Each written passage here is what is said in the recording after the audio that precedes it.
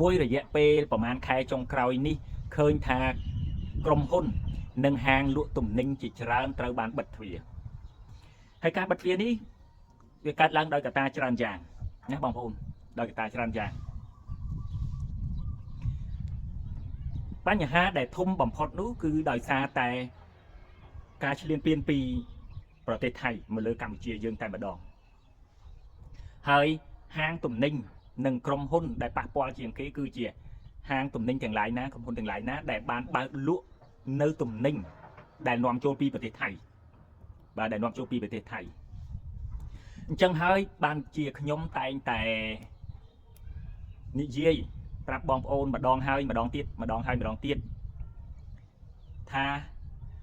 បងប្អូនបើសិនជាបងប្អូនយកទំនិញពីបរទេសមកលក់សូមបងប្អូនយកតែផលិតផលមកលក់បានហើយបងប្អូនកុំយកមកទាំង system កុំយកមកទាំងប្រព័ន្ធបច្ចេកវិទ្យារបស់គេមកទៀតនិយាយត្រង់ចំណុចនេះខ្ញុំនិយាយទៅដល់រឿងបងប្អូនយើងមួយចំនួនដែលយកទំនិញយកផលិតផលពីថៃមកលក់ពីមុនបាទពីមុនបងប្អូនយកផលិតផលពីថៃមកលក់ហើយបងប្អូនយកទាំង system បាទទាំង system ពីថៃមកលក់ទៅទៀតអញ្ចឹងមានន័យថាយើងយកផលិតផលគេមកលក់ហើយអញ្ចឹងយើងអត់បានចំណេញអីទេព្រោះយើងគ្រាន់តែលក់យកតែកម្រៃជើងសារទេប្រាក់ចំណេញត្រូវវិលទៅថៃវិញទាំងអស់ណាបងប្អូនឧទាហរណ៍ផលិតផលមួយចំនួនរបស់ក្រុមហ៊ុនដើរដោយបណ្ដាញទីផ្សារ network marketing របស់ថៃគេផលិតនៅស្រុកគេផលិតផលយើងយកមកលក់ហើយយើងយកមកទាំងបណ្ដាញយើងគ្រាន់តែធ្វើជា networker ជាបណ្ដាញទីផ្សារឲ្យគេប៉ុណ្ណឹងយើងលក់យើងបានអីយើងបានតែកម្រៃជើងសារទេបាទរីឯប្រាក់ចំណេញទៅលើផលិតផលហ្នឹងត្រូវបានវិលចូលទៅក្រុមហ៊ុនគ្រប់គ្រងបណ្ដាញទីផ្សារវិញរបស់ថៃវិញបាទអញ្ចឹងហើយបានថាបងប្អូនបើបងប្អូនយកផលិតផលពីប្រទេសក្រៅមិនថាថៃពីប្រទេសណាក៏ដោយបងប្អូនយកតែផលិតផលបានហើយណាបងប្អូនយកតែផលិតផលមកលក់បានហើយកុំយកមកទាំង system បងប្អូនអាចនាំផលិតផលមកលក់បានបងប្អូនត្រូវបង្កើត website ត្រូវបង្កើត system សម្រាប់គ្រប់គ្រងដោយខ្លួនឯងនៅស្រុកខ្មែរទើបជារបស់យើងបើសិនជាថ្ងៃណាមួយយើងមានរឿងដូចជាយើងមានរឿងឆ្លោះគ្នាជាមួយនឹងប្រទេសដូចប្រទេសថៃរងថ្ងៃជាមួយខ្មែរចេះយើងលែងនាំផលិតផលវាមក system នៅដៃយើងបាទ system នៅដៃយើងអតិថិជននៅក្នុងដៃយើង website ជា website របស់យើងប្រព័ន្ធគ្រប់គ្រងនៅលើយើងសមាជិកបណ្ដាញទាំងអស់នៅលើយើងទាំងអស់បើគេមិននាំលក់ផលិតផលមកបានយើងទៅយកផលិតផលផ្សេងដាក់ចូលបានយើងយកផលិតផលផ្សេងមកលក់បានណាបងប្អូនចុះឥឡូវ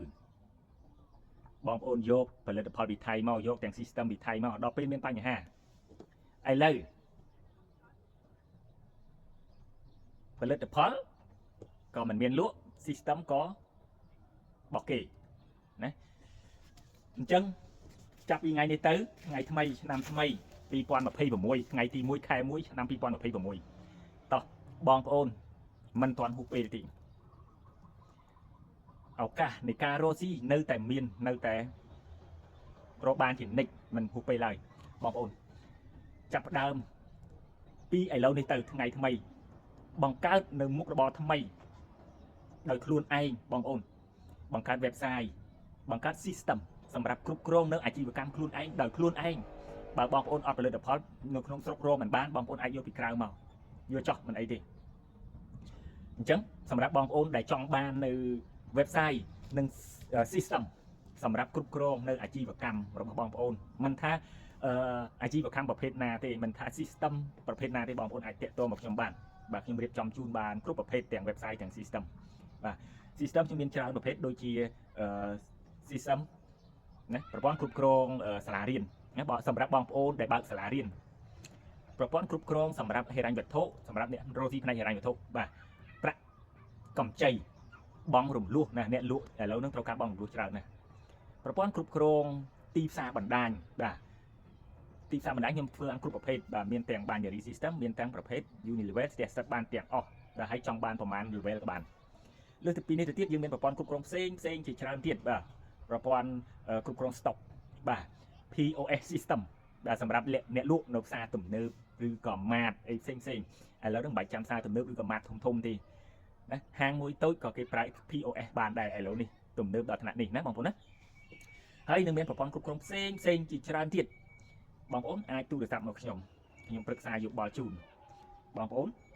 សម្រាប់អាជីវកម្មរបស់បងប្អូនថាតើគួរតែប្រើ system ប្រភេទណាប្រព័ន្ធប្រភេទណាទើបដំណើរការណាសូមអរគុណ